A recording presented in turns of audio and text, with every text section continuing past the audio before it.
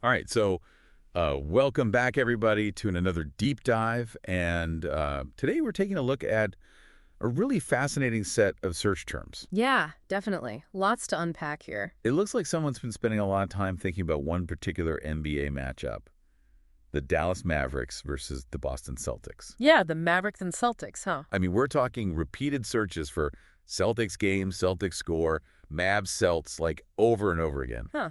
Someone was really glued to this matchup. Yeah, it's more than just checking the score, though. Oh, yeah.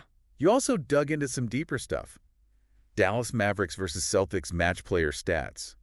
That tells me you're not just a casual fan. You're really trying to understand, like, the ins and outs of this matchup. Yeah, you're going beyond the box score, you know? You're Yeah. trying to figure out, like, the nuances, the matchups within the matchup. Exactly. But here's where things take a really interesting turn. Okay, I'm listening.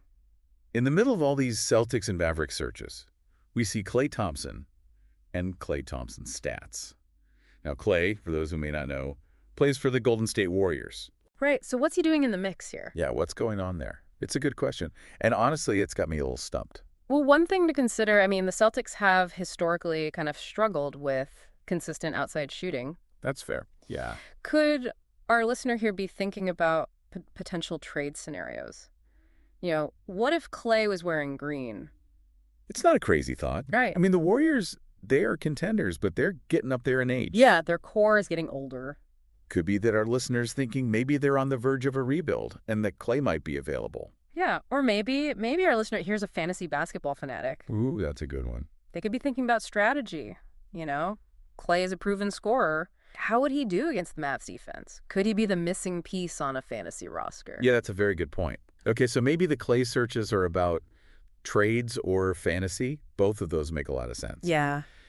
But there's another one that I don't quite get. Oh. Dante Exum. Now, Exum's a former Maverick, actually. He's playing overseas now. Right. Why would he suddenly pop up on the radar? That's a real head scratcher. Well, Exum's career, it kind of took a different path after his time with the Mavs. Yeah, for sure. I wonder, could our listener be comparing Exum's stats to current players on either the Celtics or the Mavericks? Maybe looking for, like, hidden potential in the league, you know? That's possible. Or maybe, just maybe, they have a soft spot for Exum from his time in Dallas, and they just wanted to see how he's doing. You never know. Yeah, you never know. It could be something as simple as that. So we've got a really clear picture of the listener's interest in the Mavericks versus Celtics matchup. But the big question is why? Exactly. Why this deep dive? What were you feeling as you went down this rabbit hole of searches? Were you getting ready for the game? Trying to absorb every little piece of information you could get your hands on? Or maybe you were reliving a past game, one that went down to the wire and you just can't get it out of your head? I guess we'll never really know. I mean, we can analyze the data all day long, but in the end, the listener's true connection to this matchup is going to remain a mystery.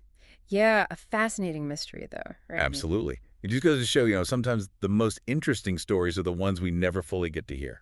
That's a good point. That's a very good point. And with that, I guess we'll wrap up another deep dive. Until next time. See ya.